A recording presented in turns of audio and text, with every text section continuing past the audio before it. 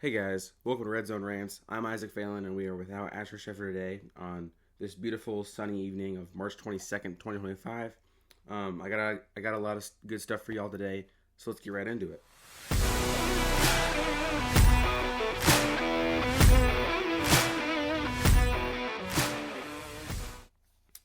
So usually NCAA men's basketball is first, but we don't have Asher, so let me talk about that for a second. He is in Arkansas right now. He will not be here this episode and probably the next episode. It'll just be me for the next two episodes, but that's okay. Sports still goes on without him, unfortunately. I wish he was here so we could talk about it. But yeah, it'll just be me for the next two episodes, including this one. So let's get right into it. NCAA men's basketball, the AP poll overview. It wasn't the last one last week. This is the final one that will not change anymore because, it's March Madness time. So let me read it off. 1 Duke, 2 Houston, 3 Florida, 4 Auburn, 5 St. John's, 6 Tennessee, 7 Alabama, 8 Michigan State, 9 Texas Tech, 10 Louisville, 11 Maryland, 12 Clemson, 13 Wisconsin, 14 Michigan, 15 Iowa State, 16 Memphis, 17 BYU, 18 Kentucky, 19 Texas A&M, 20 St. Mary's, 21 Arizona, 22 Purdue, 23 Missouri, 24 Gonzaga, and 25 Oregon. Now, me watching March Madness in the past few days, because it just started, I'm already seeing a few teams that are already out. Louisville's out, Clemson's out, BYU's out. A&M did move on, but they're currently playing right now against Michigan, and they're down by 5. So I guess we'll see how that goes. My best bracket right now, I think I have Michigan winning, so that's good. In the 12 brackets I made. Purdue just beat McNeese, which is kind of bad. We don't like Purdue as Illinois fan, But yeah, those are a few. BYU didn't lose. Did they lose? Apparently BYU didn't lose. Oh no, sorry. A&M beat Yale. BYU won, and they're going against Wisconsin today at 7. And that's on Sunday, March 22nd. So yeah, we'll see how that goes. Yale did lose. I feel like that was obviously a easy win for A&M, but we'll talk about that. Recent game results. An 86-73 win for Illinois against number 11 seeded Xavier. Illinois, I think, is a 5 or 6 seed. I'm pretty sure they're a 6 seed. Will Riley led the team in points with 22. Tomislav Ivicic coming in second with 20 points. Also had 10 rebounds, which makes a double-double. Kasper Yakachonis, also had a double-double with 16 points and 10 assists, and then 9 rebounds, which is kind of depressing because he would have had a triple-double if he got one more rebound. But that's okay. He has next game to redeem himself, I guess. Illinois went 12 for 30, which is 40% from the 3, which is better than a lot of other games, though I think they can still do better. They just need to focus when they're shooting and not just spray threes randomly when they don't really need to, Illinois still has been struggling on the turnover side of the game. They had 14 turnovers, which is becoming usual at this point. I'm not very surprised. It sucks, but, that's just, I guess, usual Illinois now. They have trouble handling the ball and passing the ball sometimes, but that's okay. They still pull out with a win. Their next game is against number 3 seeded Kentucky, and I think what Illinois needs to do to focus up and beat number 3 seeded Kentucky to go on to the round of, 16? 3-16, is to stop turning over the ball and stop spraying threes. I've watched Illinois this entire season, and all they do is shoot threes. I've made jokes with my friends and my teachers and the people that I know, and we're just like, oh yeah, you know what they're going to do next? They're just going to shoot a 3, right? And it's just horrible because they just always shoot threes, and they never just drive like Michigan State does and just keep laying up the ball and getting points, a point more, yes, a 3 is one more point than a layup, but threes are substantially harder to make than layups, in my opinion. I never played basketball though, like on a team, and I have no clue what it's like to play like in college basketball. But usually, I would say logically, it's easier to make layups than threes, right? So I think Illinois needs to go in for more layups. Sure, they can shoot some threes. I trust Avicic the most, even though him being like a center, he can still shoot some threes. He made like 3 threes last night against Xavier. So, yeah, they need to stop shooting threes or as much threes. And they also need to stop turning over, which I think means Callan Boswell needs to be the point guard. And Yakachonis needs to be the point guard less, because Yakachonis gets kind of greedy with his ball handles, and he dribbles around and he loses the ball constantly. Well, I think Callan Boswell does a better job with that, and he also goes in and drives for more layups than Kaspers Yakachonis. So that's what they need to do to be number 3 seeded Kentucky, and that's my take. Number 12 seeded Texas A&M. Wait, number 12 seeded? That's not right. Forgive me for that. They are... Let me see what they're seeded on this handy-dandy bracket that we filled out from last week. I had it as number 12 on the script, but let's see. A&M is a 4 seed in March Madness. So, number 4 Texas A&M, 80-71 win against number 13 Yale. Pharrel Payne led in points with 25. He also had 10 rebounds, making a double-double. Wade Taylor, second in points with 16. A&M went 6 for 25, which is 24% from 3, and had 11 turnovers. Right now, as I'm speaking, A&M is losing by 9 against number 5 seeded Michigan with 3 minutes to go. I know if Ash was here, regardless if he's here or not, I bet he's watching and they're sad right now. That's okay. They had a really good season, even if they do lose. Let's see. Pharrel Payne is leading right now with 26 points and 5 rebounds. Wade Taylor is in second with 14 points, 4 assists, and 0 rebounds. They are 29.2% from 3 and 40% from the field, while Michigan is 28% from the 3 and 45% from the field. So, right now looking at it, I think Michigan's going to come out with the win, but I guess we'll see. Time will tell. Now, the upcoming matchups, as I said, Illinois matchup against Kentucky.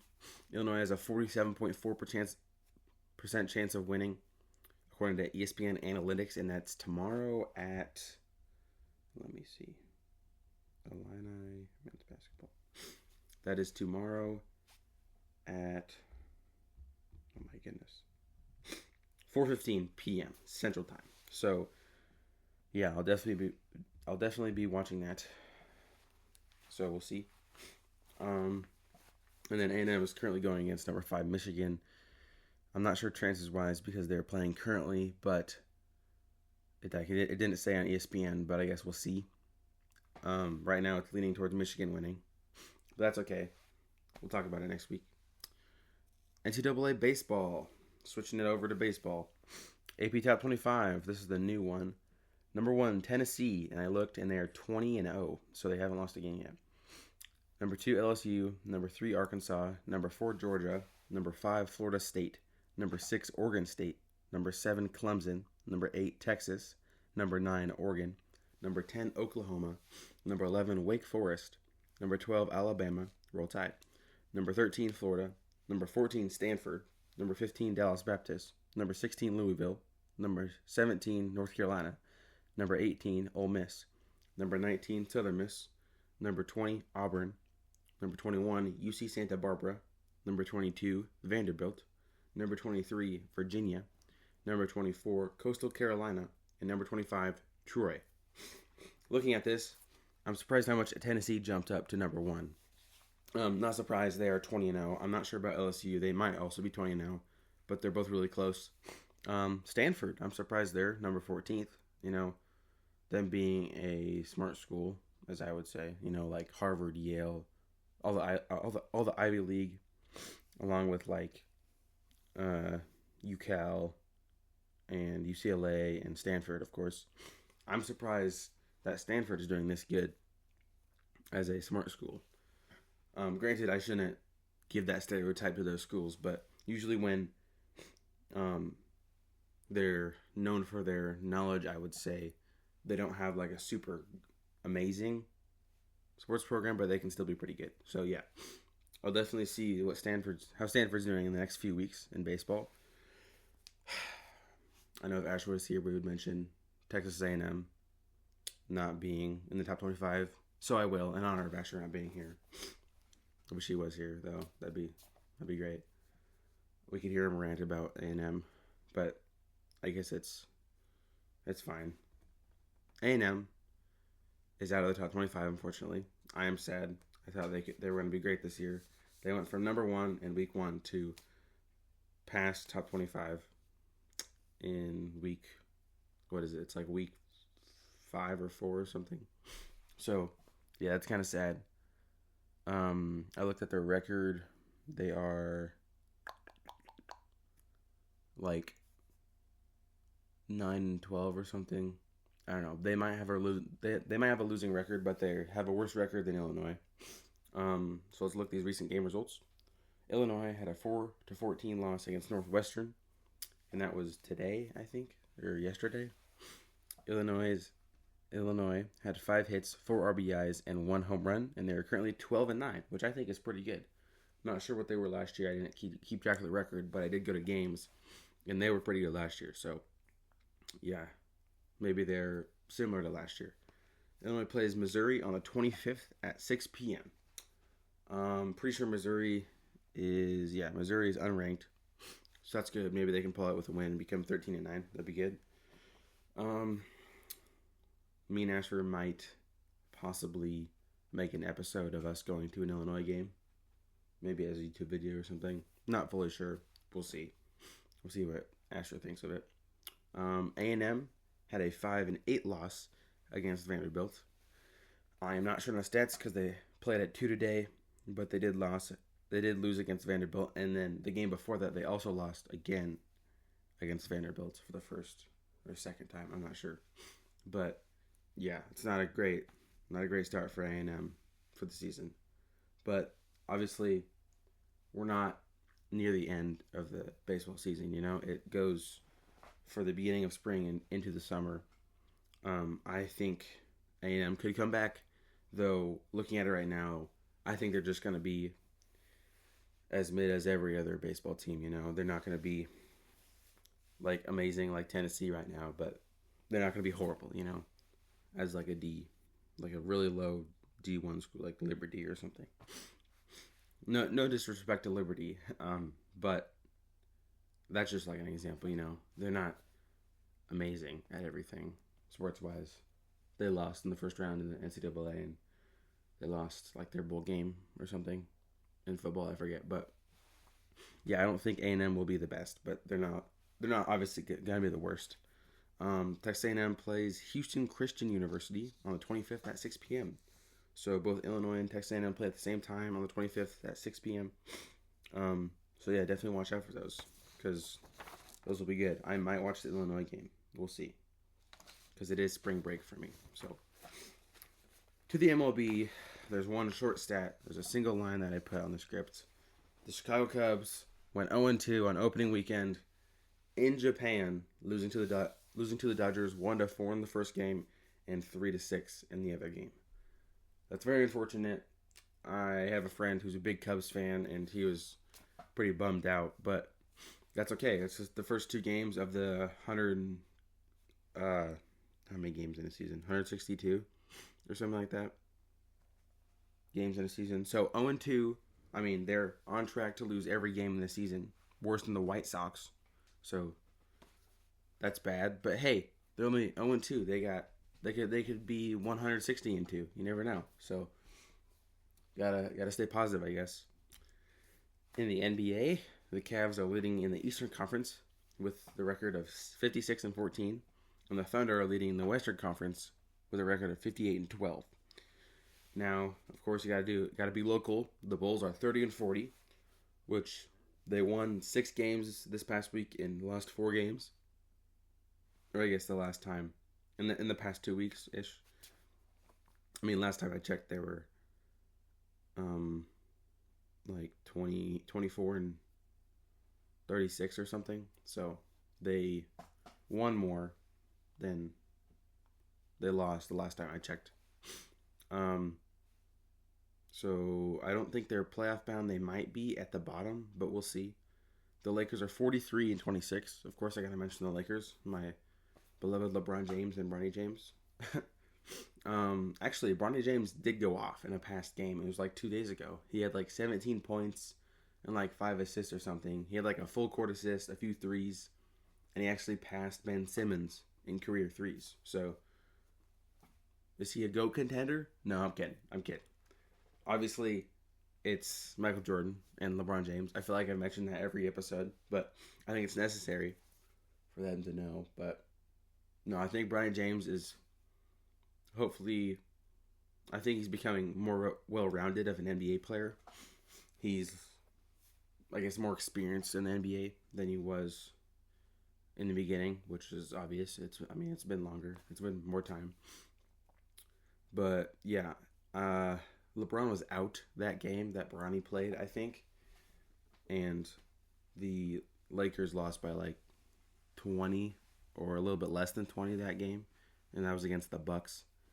But no, Bronny played well as a rookie, and so did Dalton Connect. They both had 17 points. So yeah, that was good, and I guess we'll see how they do in the next games. Yeah, Lakers are 43-26, and they're in third in the West behind the Rockets and the Thunder. So yeah, I guess we'll see how that goes. Here, let me look up the NBA standings.